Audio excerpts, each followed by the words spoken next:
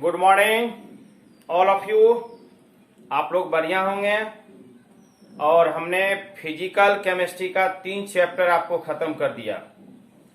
Chemical kinetics का भी हमने कल आपको खत्म कर दिए हैं ऑब्जेक्टिव दे करके, लेकिन इसके बाद कुछ एक्स्ट्रा क्लास हम ले रहे हैं। तो हो सकता है कि अगर यह क्वेश्चन आपके एग्जाम पूछ दे तो उसमें आप यह नहीं कहेंगे सर आपने नहीं बताया, ठीक है। और बाकी कुछ स्टूडेंट ने भी फरमाइश किया सर इसे बता दीजिए, तो चलिए हम बता रहे हैं कि सेकेंड ऑर्डर रिएक्शन, द्वितीय कोटि अभिक्रिया। अब द्वितीय का मतलब क्या होता है? 2, जिसका घात क्या होगा 2। जीरो का मतलब क्या था? 0 शून्य। प्रथम का मतलब क्या था? जिसका घात 1 था। तो द्वितीय का मतलब क्या होगा 2। अगर तृतीय रहेगा तो उसका मतलब क्या होगा 3। हम द्वितीय भी बताएंगे और तृतीय भी बताएंगे, सिंपली बता देंगे। इसके बाद हम क्या करेंगे, सेकेंड ऑर्डर रिएक्शन का व्यंजक याद कर देंगे और उसकी व्यंजक भी, उसका अर्ध आयु भी बता देंगे। क्लियर? उसके बाद कुछ न्यूमेरिकल और देंगे।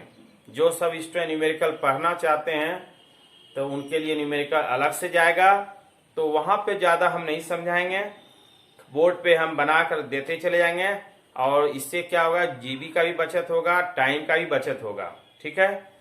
तो चलिए स्टार्ट करते हैं कि सेकेंड ऑर्डर रिएक्शन क्या होगा, कि जिसका सांद्रण क्या होगा 2 चरों पर डिपेंड करेगा। वह अभिक्रिया जिसका वेग 2 सांद्रण चरों पर निर्भर करता है उसे सेकेंड ऑर्डर रिएक्शन कहते हैं। अब सेकेंड ऑर्डर रिएक्शन का मान लिया एग्जांपल ले लिए, माना अभिक्रिया 2A और इधर दे दिया उत्पाद, तो अभिक्रिया की दर होगा। अब यह नहीं लिखेंगे कि R समानुपाती A एक्टिव मास पर 2, अब डायरेक्ट कर देते हैं R इक्वल टू KA। यह सब तो बेसिक नॉलेज पहले हमने बता ही दिया है। और जिस पर घात क्या होगा 2, क्योंकि हमको बनाना है सेकेंड ऑर्डर रिएक्शन, इसलिए इसकी कोटि क्या हो गया 2। अब इसका एग्जांपल चाहते हैं उदाहरण, तो उदाहरण थोड़ा यह सब क्लास हम तेजी से लेंगे, ठीक है।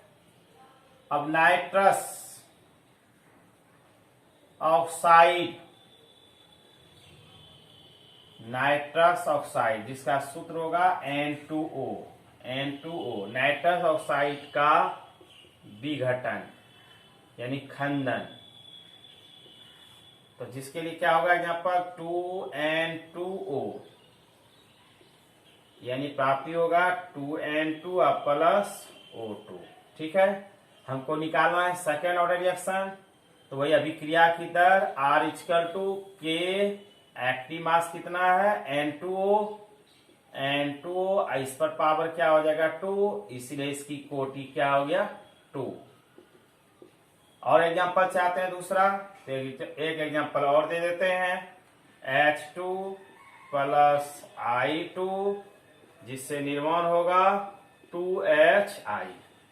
अब उसी तरह से निकालेंगे rate of reaction R equal to K, active mass H2 और इनटू I2, नहीं कुछ तो यहाँ पे क्या है 1, इसीलिए इसकी कोटि क्या हो जाएगा 1 प्लस 1 इक्वल टू 2। क्लियर हो गया। सेकेंड ऑर्डर रिएक्शन का परिभाषा भी हमने दे दिया, इसकी एग्जांपल भी दे दिया, सिंपली परिभाषा। इसी तरह से थर्ड ऑर्डर रिएक्शन होगा, तृतीय कोटि अभिक्रिया में क्या होगा, वह अभिक्रिया जिसका वेग 3 सांद्रण चरों पर निर्भर करती है उसे थर्ड ऑर्डर रिएक्शन कहते हैं। उसका भी एग्जांपल ले लेंगे, चलिए उसको भी हम बता देंगे, ठीक है। आपके तरफ से जरा सा भी आप फरमाइश करेंगे, अभी लॉकडाउन का समय है और आप जानते हैं कि आपकी फरमाइश को हम पूरा करेंगे, इसलिए हमारे सामने कोई बात कीजिए तो सोच समझ के बोलिए। अगर एक बार आप मांगेंगे कोई चीज तो हम उसको 10 गुना प्रस्तुत करेंगे। क्लियर? थैंक यू, धन्यवाद, वंदे मातरम।